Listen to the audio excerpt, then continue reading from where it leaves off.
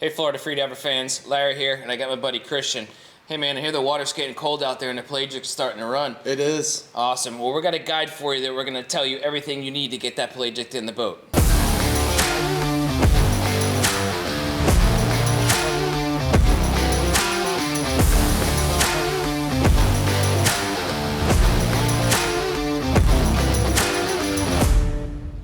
Alright guys, so we're going to explain to you what gun we like to use when we're blue water hunting. I'm going to let Christian here explain a little bit about the guns we have here and let him tell you all about them. Yeah, so my top three blue water guns would definitely be these three right here. The Rif Raider, the Rif Marauder, what you're holding, the Rif Raider, and the Kaa Blue Water series. All three of these guns are super powerful, super beefy guns. And they all come in varying sizes from 47 inches all the way up to 70 inches. Gotcha. Now, question, why would you choose a 47-inch gun compared to a 70-inch gun? So the bigger your gun, the more power and the more range you're going to have. The smaller your gun, the less. But with more range and length also comes more cumbersome to handle in the water. So your bigger guns, while they do have more range, they're a little bit more to handle, and they can also be that much more difficult to actually load. Gotcha. Now, I see some of these guns come with slip tips like we have here, or some come with a flopper tip.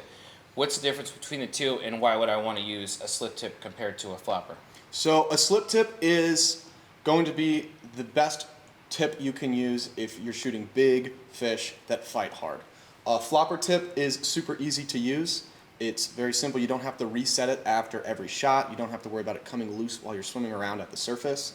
But the hookup percentage once you shoot your fish is nowhere near as high. So slip tip with big, strong fish that are going to fight hard is going to give you the best chances of actually getting that fish into the boat. Understood. Now, I don't know if you could see, but this one here has more of a cuttlefish design. Why is this cuttlefish design bigger than what they have here on the Kaa and the Marauder? Yeah, so the more powerful your gun is, the more mass you're going to need on that gun. In part because you actually need the strength to hold up to all four of these bands, and also in part because 4 bands is going to create a lot of recoil, and the heavier your gun is, the less recoil you're going to feel. And then rather than build that gun out from the bottom to the top, which would make it very difficult to track through the water if you have a fish swimming from left to right, they're building it out left to right, so it's beefy widthwise. Easier to track. Easy to track through Understood. the water. Understood. Well, Christian, I appreciate your information on these guns. Want to get out in the blue water and go get one. Let's do it. With me, we're now going to explain the blue water floats to you. Yeah, so right here we have 3 epic 3-atmosphere floats. Over here on our left is the Rif float. In the middle we have the Florida Freedivers float, which comes with a hand pump so you don't have to deal with a compressor. And then finally the Kaa float over here on the right. Excellent, excellent. Now, why would you want to use one of these floats out in the blue water?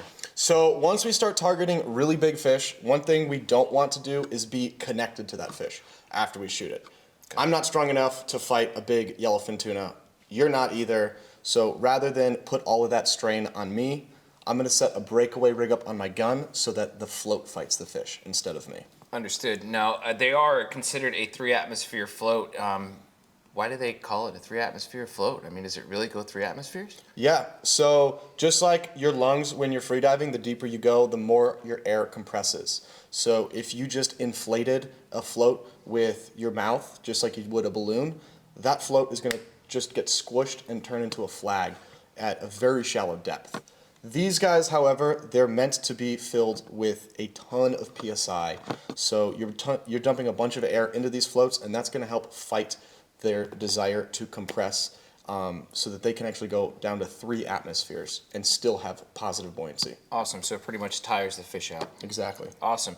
Yeah, so these floats are really nice. Like I said, you shoot the fish with these guys and pretty much fish takes off and you're following your float and pick up your fish. Yep, absolutely. And with big fish, you'll see guys running multiple floats rigged to each other. So you've got one float, 50 feet of line, a second float, 50 feet of line, a third float, and that way, if you are shooting really big fish that can pull down even these 3-atmosphere floats, you've always got one float 50 feet away so that even when they do hit that 3rd atmosphere, you've got another backup at the surface. Awesome.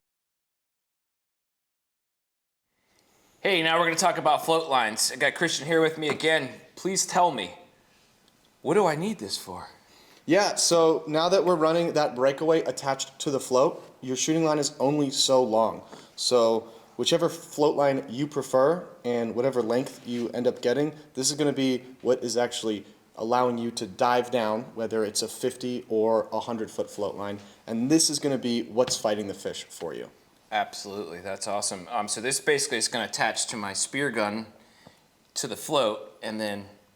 Yeah, so you'll have your spear shaft, which will be attached to your shooting line, then your shooting line directly to one of your whichever float line you get, and then your float line is going to attach directly to your float.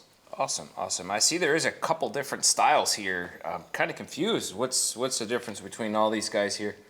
Yeah, so we have our hybrid float lines right here. These guys, they're awesome if you're looking for something a little bit lower profile. They are called float lines, so all of these are going to float. That's a big deal. It helps prevent you from getting tangled in them. This is Rif's classic float line. This is arguably one of the most popular float lines out there.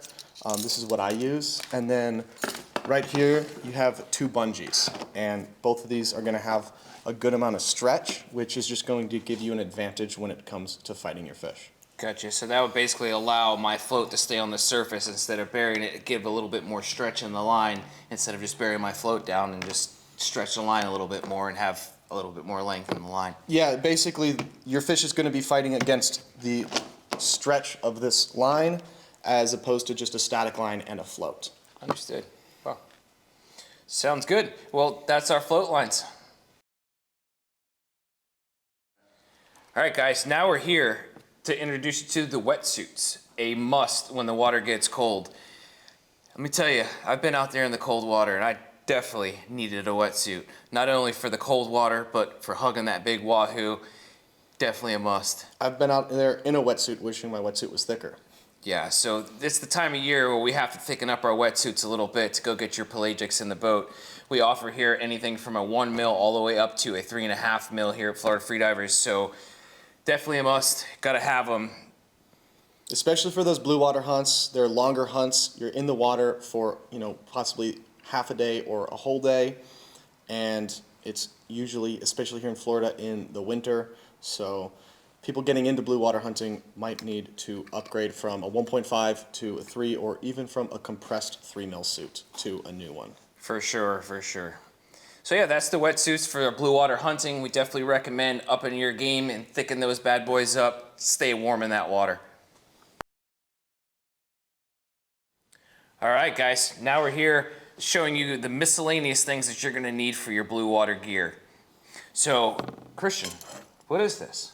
So these are our flashers, both this guy right here and this guy right here. The idea is just like when you're trolling and you throw out like a bucket dredge, these are just shiny objects that attract small fish, and then the small fish attract big fish. So just having some sort of attractive thing dangling below you when all there is below you is just blue water as far as the eye can see is going to help bring in a lot of fish. I've heard action causes action, right? Yep. All right, cool.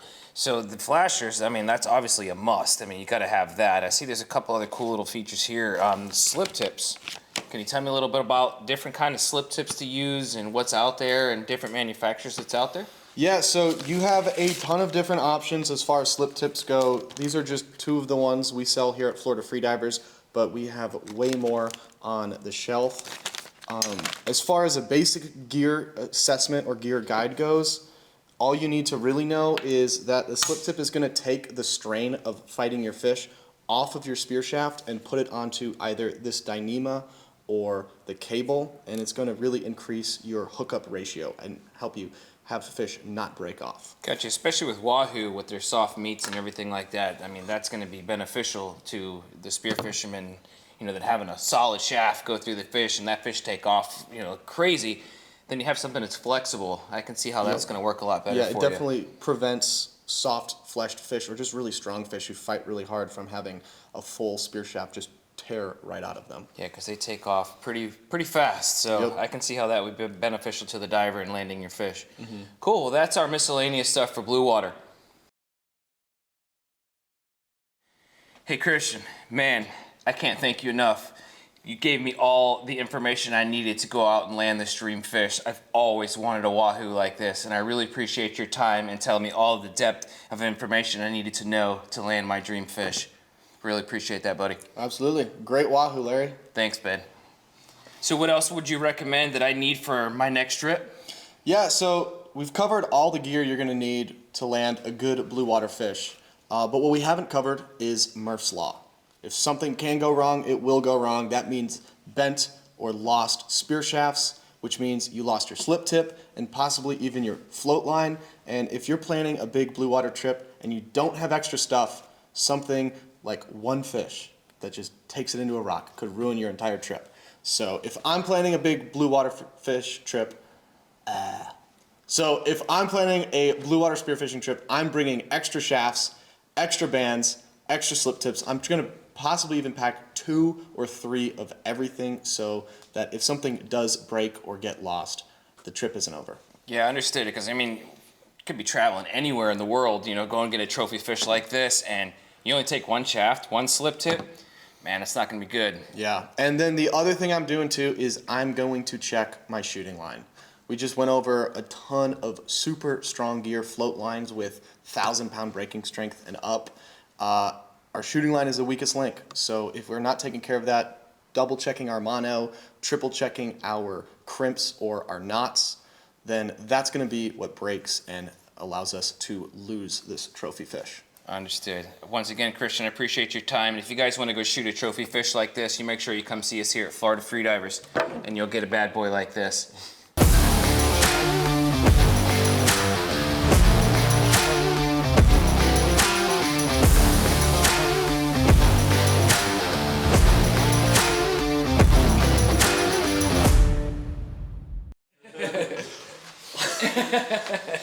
What's up, Freediver fans? My name is Christian Daehler, and today we're going to talk about the Florida push. You've already shot your fish. Now it's time to take awesome photos of it, and in order to get a good photo, your fish has to look bigger. So, couple do's and don'ts. Don't let the camera see your hands. If I try to push my hands all the way out here, you can still get a size of this fish because of my fingers. So I'm going to hide my fingers as best as I can, and then instead of holding this fish up nice and tight to my body, I'm going to push this thing out as far as I can, and it'll help make it look a lot bigger. And then the closer the camera gets to you, the bigger it looks. Great tip.